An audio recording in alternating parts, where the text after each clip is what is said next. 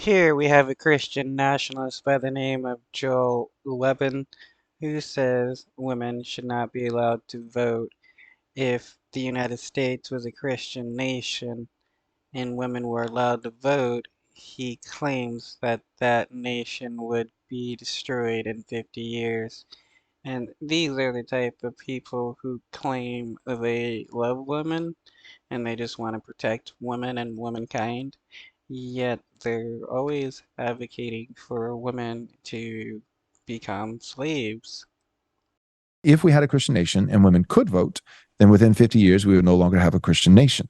Um, that God has not designed women for warfare. And that's part of what politics is. It's really all that politics is. It's war without the blood. It's two disagreeing parties. You go.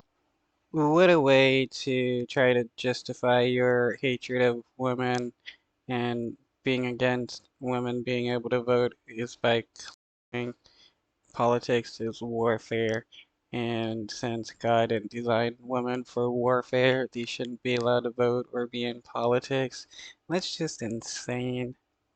And rally your troops, everybody who agrees with you. I'll go and rally mine. And then we'll come to the battlefield. And right before the bullets start to fly, we'll stop. And instead of fighting, we'll count. And whoever has the bigger army, they win. And the other army has to surrender and go with their decision. But then everybody gets to go home and live. But that's what Paul. That's definitely not warfare. That's diplomacy. Politics is about diplomacy. This dude obviously has no idea what he's talking about. Politics is. It is war. And I believe that the sword has been given to men. The sword is, without being crude, I think this is a fact. It is a phallus. It is assigned by God to men. I think nature. Well, it is a phallus, so anytime he sees a sword, what he thinks of a phallic, that's just him telling on himself right there, in my opinion. Shows that. I think scripture shows that. So both natural revelation and special revelation. War is something that is belonging to men, and it's not something that we employ in our ranks, whether it be political war or whether it be literal war, women and children. So in the same way, like, and people are like, that's so archaic. You're a Neanderthal. You're so, Again, that's another weird justification for denying women the right to vote.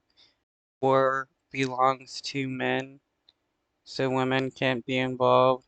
And since war is politics, and since women weren't designed for war, they shouldn't have the right to vote. That's that's an insane leap of logic right there. primitive and chauvinistic. You won't let women vote. Well, our society doesn't let 5-year-olds vote yet. I pray that that it stays that way. But we don't let.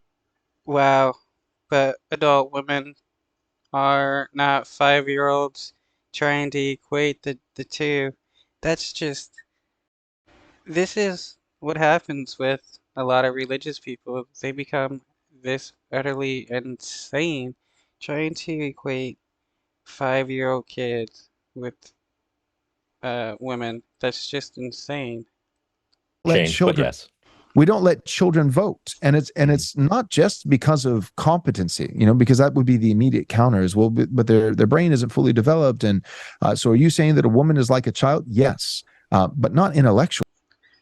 Wow, he believes women should be treated like kids, and this shows how much this dude hates women.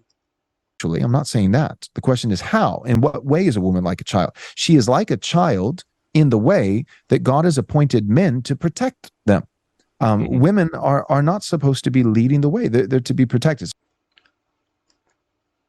Women are not supposed to be leading the way, so women should not have the right to vote.